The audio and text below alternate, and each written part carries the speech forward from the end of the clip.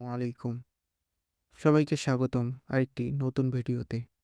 আজকে আমরা prompt engineering এর ব্যাপারটা খুব অল্প সময়ের মধ্যে কভার করার চেষ্টা করব। প্রম্পট ইঞ্জিনিয়ারিং জিনিসটা আসলে কি? প্রম্পট ইঞ্জিনিয়ারিং এমন একটা মেথড যেটার মাধ্যমে আপনি এআইকে ইনস্ট্রাকশন দিতে পারেন।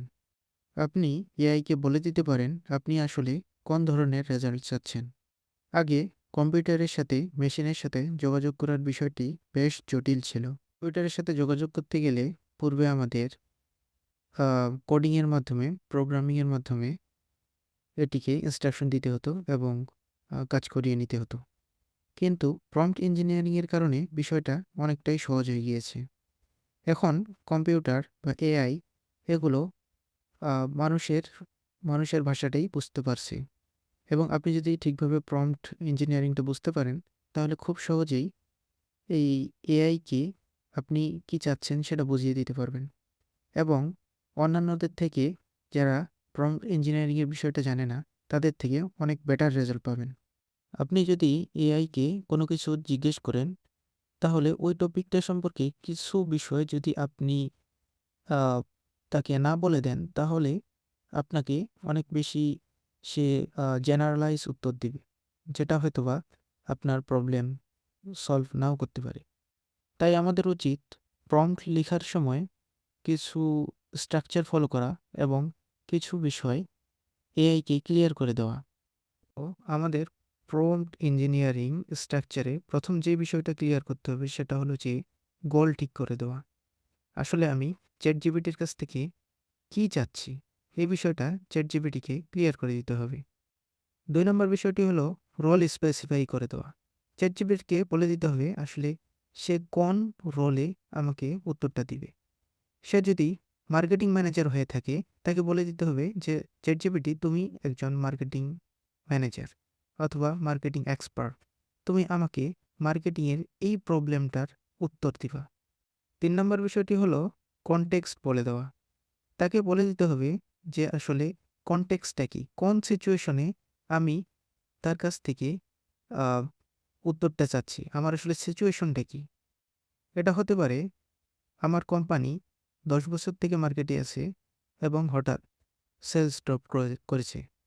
তো এই যে একটা কনটেক্সট, তাকে এটা স্পেসিফিক করে দিতে হবে। তাকে বলে দিতে হবে যে এরকম একটা সিচুয়েশনের মধ্যে আমি আসলে উত্তরটা চাচ্ছি। ৪ নাম্বারটি হলো আউটপুট ফরম্যাট। আমি আসলে যে রেজাল্টটা চাচ্ছি সেটা কোন ফরম্যাটে হবে? আমি কি ChatGPT-র কাছ থেকে আ এক্সেল শিটে আনসারটা চাচ্ছি? নাকি টেবিল ফরম্যাটে চাচ্ছি? নাকি বুলেট পয়েন্ট আকারে চাচ্ছি? এটা তাকে বলে দিতে হবে। সবশেষ যে জিনিসটা করতে পারি সেটা হলো তাকে আমি একটা এক্সাম্পল দিতে পারি যে, "তুমি আমাকে এই ধরনের উত্তরগুলো দিবা।" এই বিষয়গুলো যদি মেইনটেইন করতে পারি তাহলে দেখা যাবে যে আমাদের রেজাল্ট আসলে অনেক ভালো পাবো আমরা এআই থেকে।